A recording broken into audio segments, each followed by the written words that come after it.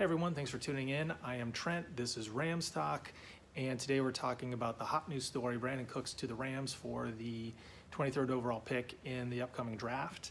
The Patriots apparently just love wheeling and dealing, and so do the Rams. So yeah, the Rams no longer have a pick in the first and second round, so they have to wait till the third round for a selection this year, which kind of sucks, but they're getting a player of Brandin Cooks' caliber in return, and Brandin Cooks has been crazy consistent in the last 4 years. He's averaged over 1,000 yards and 8 touchdowns. Granted, he's had Drew Brees and Tom Brady throwing to him, but last year he had 60-plus receptions, then 70-plus receptions the year before that, and 80-plus receptions the year before that. You compare that with Sammy Watkins, who only had 39 receptions last year. I know that's not indicative of really how good Sammy Watkins is, but Brandin Cooks also is in a huge injury risk that Sammy Watkins and even Odell Beckham Jr. are, so that's a positive move.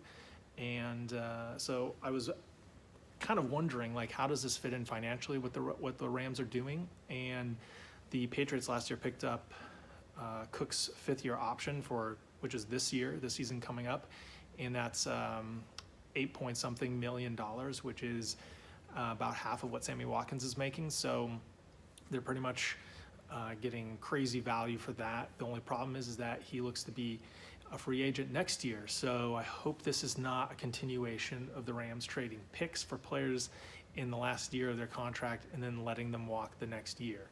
So the reason why they don't have a second-round pick this year is because of Sammy Watkins from last year. So I'd be interested to see, depending on how good Brandin Cooks does this year coming up, what kind of value he will generate on the free agent market.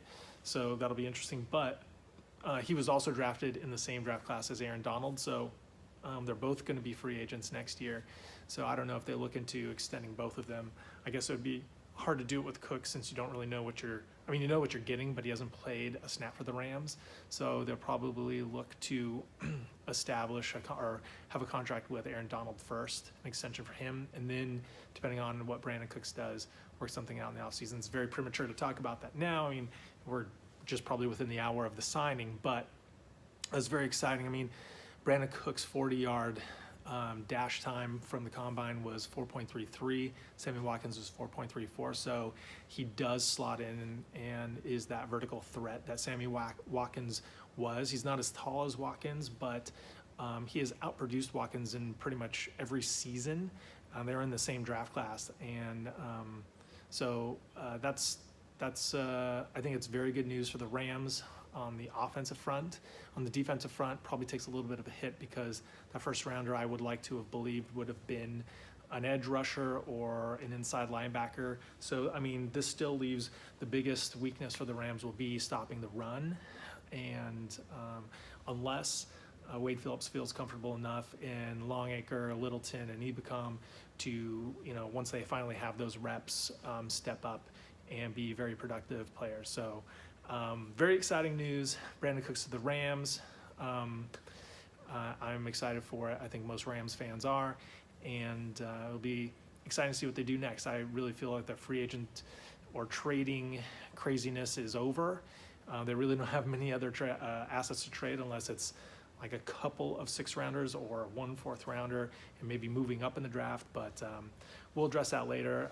The next videos I put out there will be about the draft. Granted, not as exciting since, there are a lot of dominoes to fall before the Rams actually make their first overall pick in the 3rd round. So anyways, thanks for watching. If you haven't already, subscribe, and thanks for watching. Go Rams.